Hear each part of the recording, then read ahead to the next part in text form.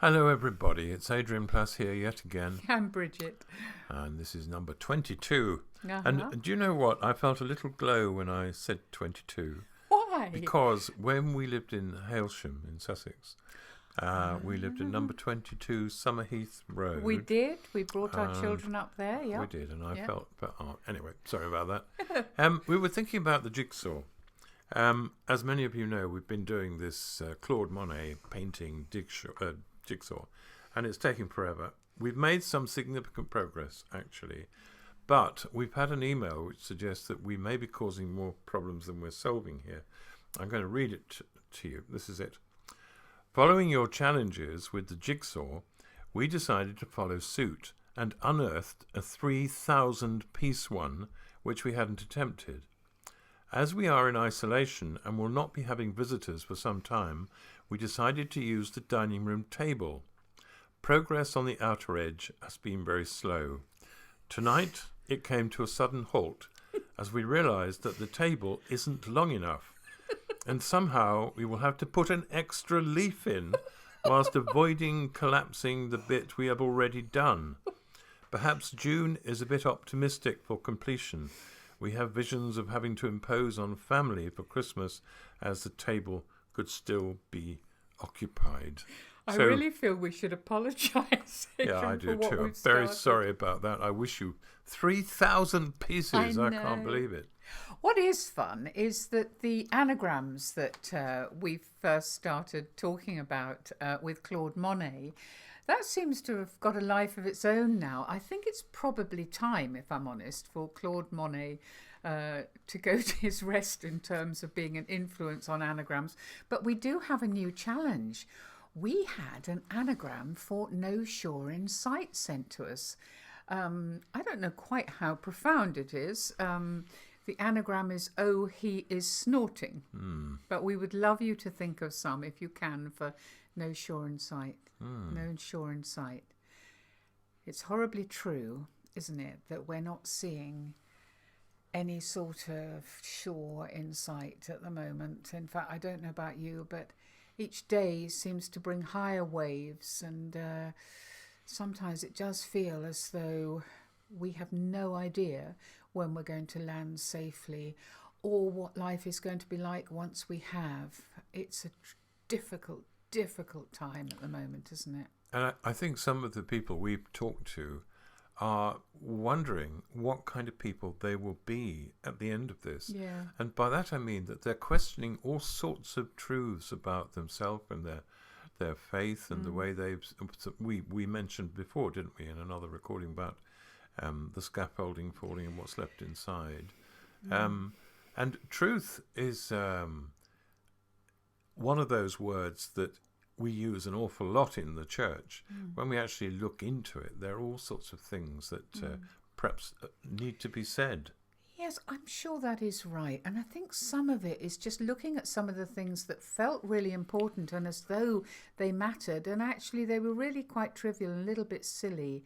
And one of those for me was a feeling that I should be more knowledgeable about the Bible than I actually am. I have tried in the past, for example, to learn the order of the books in the Old Testament, but I haven't even managed that. And I'm constantly tripped up by people who are really, really, really good at knowing where a verse is, which book it came from, or which psalm. And does it really matter? That's what I think I'm facing at the moment. Well, that's a more noble thought than mine, because mine is about, in the past, actually, and I'm really sorry, I have done this, pretending that I know a verse when I don't. And I think it probably sounded a bit like this. Adrian, I just cannot stop thinking about that fantastic verse in the Bible, John 8:32. Do you know the one I mean? Yeah, of course I do. Yeah, marvellous, wonderful. Adrian, Wonderful verse. Fantastic. Yeah. I don't think I even realised you knew it. Oh, yeah. So, what is it that's special to you about that verse? Well, I suppose it's the way in which, God speaks. He speaks through the words that are contained within that wonderful verse. Oh, Adrian, that's exactly what I think. So what do you think he's saying to you? Well, he's conveying. He's Okay. conveying the essence of the real meaning of the heart, of the middle, of the center, of the message that is embedded. It is embedded in that fantastic verse. Wow, and what is that? Sorry, what? I'm sorry. I mean, what is the centre of the message of the verse? Oh, sorry. Sorry. I see what you mean. Well, the centre of the message. Oh, it's so simple. It's so very, very simple. Right. And basically, the message is that all of us, every one of us, right? No exceptions. Okay. Okay. Every single one of us, we all should. Should what, Adrian? We should all take it on board. Take what on board? The message. Which is what? Look, it's just occurred to me that different people have different translations of the Bible. I mean, what's the exact translation in your version of the Bible? Oh, well, I mean, what's the exact translation in your version of the Bible, Oh, Adrian? no, you're getting into so much trouble when you don't tell the truth. Well, I think yours must be a very modern version then, Adrian, because mine simply says the truth will set you free. Ah.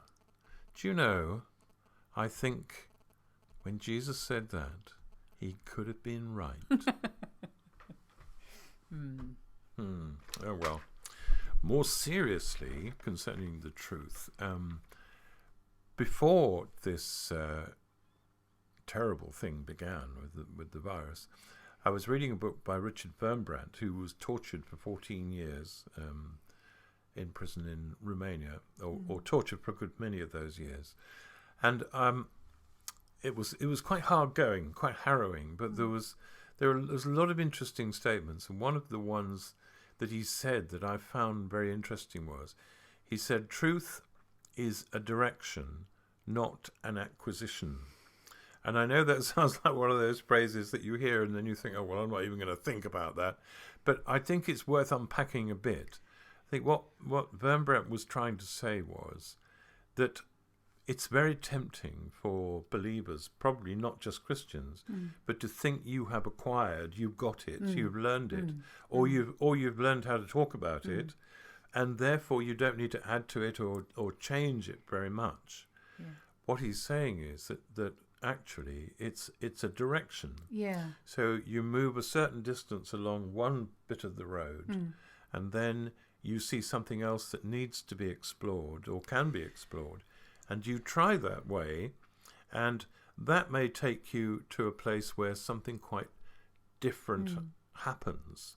And that's the point where you have to decide whether you're going to run back to the place where you felt safe, or whether you're going to continue the exploration of direction to see if there's more to be learned, something like that. Yeah, I like that. I mean, I know the word journey is very overworked, but the concept of it as a journey on a pretty wiggly road with some turnings that you might or might not go down feels far more to me like our life has been. I don't know about anybody else. But it actually also throws up one or two things that I have been very uncomfortable about for quite a long time, really. You know, there's one phrase, Christian phrase, and I don't think it's used in anything else. I've never heard it anywhere else, that I really hate. And it's the word backsliding, or saying about somebody, oh, he or she is backslidden. And the reason I don't like it is there's that feeling that you arrive at a point, a line, which is truth, absolute, complete, that's where it should be. And if you're not happy there, if you're struggling there, then actually you're sliding back from it and you are somehow at fault. I think we all need occasionally, and that was interesting what you were saying, to slide back a little bit, land on something solid and think, right, I'm okay here. I understand that. I can stand on that. And then I can start again. And this time, hopefully, I'll go further. It's terribly important to me, that. Well, I think it is important. I mean, we certainly don't use that phrase ever now, because you may be, and what you're implying is you're backsliding, if you want to use that phrase. I think only penguins actually do this, but backsliding Christians, yeah. Christians backsliding from something that is wrong, and or something. No, or you're something, backsliding from something that is right, and you're Well, sliding back from something. No, I mean, when you move, when people say you're backsliding, you may actually be moving away from something that you have I see what you realised mean. is slightly wrong. Yeah. And you're moving in the direction of something that will give you a new understanding. And that is very threatening to people who want to stay where they are safe and settled. Nothing wrong with being safe and settled, but I certainly, recently, we've met a few people, haven't we, who have said to us, if I could keep God and lose much of the paraphernalia of modern Christianity, I think I would. And I'm very distressed about that, and I'm having trouble working that out. We can't go into that in depth now, but I think that's one example of the problem that people face. Yeah. I think we've actually set up two quite different ways of thinking in a way, and it would be interesting for you to think about it. What does backsliding mean? There are times when the challenges are so great and we're challenged by this question, so where is God in all this? And I remember a radio interview, it was a long time ago now, and I can't even remember quite what the disaster was, but it was something huge. And John Sentamu was on the radio in the morning, and he was being interviewed pretty harshly, actually. So, come on, where was God? And I panicked, as I'm sure many people did, many Christians did for a moment. I thought, what's he going to say? How's he going to... And you know what I actually thought? And to my shame, I thought, how's he going to wriggle out of this? And it was the most amazing relief. I was in the car and I actually almost burst into tears to hear him say, I can't answer that, but this I know. And it was like that old hymn, really. Yeah. But this I know, that Christ was born of Mary. And I find that the first part of the creed, this I know, what can I stand on? What is the rock that I do know? And I do know that Christ was born of Mary. And I do know that I have a God in heaven who is a creator. And I do know that there's a Holy Spirit. The rest of it seems to be flailing around to some extent. But being able to stand on those things is really important. And you wrote a poem ages and ages ago. We spent time saying ages and ages ago. But it kind of speaks to me at the moment. It isn't that I'm saying that those solid things aren't still there, but where am I in it? And it's called creed. I cannot say my creed in words. How should I spell despire? I'm sorry. Do you want to start that poem again, Bridget? I think I will. I'm so sorry. I'm going to start it again. I cannot say my creed in words. How should I spell despair, excitement, joy and grief, amazement, anger, certainty and unbelief? What was the grammar of those sleepless nights? Who the subject? What the object of a friend who will not come or does not come and then creates his own eccentric special dawn, a blinding light that does not blind? And why do I find you in the secret wordless places where I hide from your eternal light? I hate you, love you, miss you, wish that you would go, and yet I know that long ago you made a fairy tale for me about the day when you would take your sword and battle through the thicket of the things I have become. You'll kiss to life my sleeping beauty, waiting for her prince to come. And then I will wake and look into your eyes and understand. And for the first time, I will not be dumb, and I shall say my creed in words. Yeah, it'd be a great moment, that, won't it? I just wanted to add, there's a wonderful poem by Rudyard Kipling, and there's a line in it which talks about horizons and about the adventure of approaching the horizon. And the reason for approaching the horizon, Kipling says, is that beyond it the strange roads go down. The strange roads go down.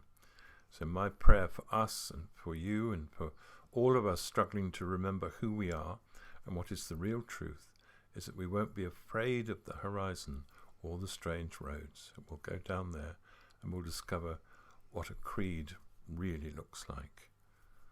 Bye-bye. Goodbye.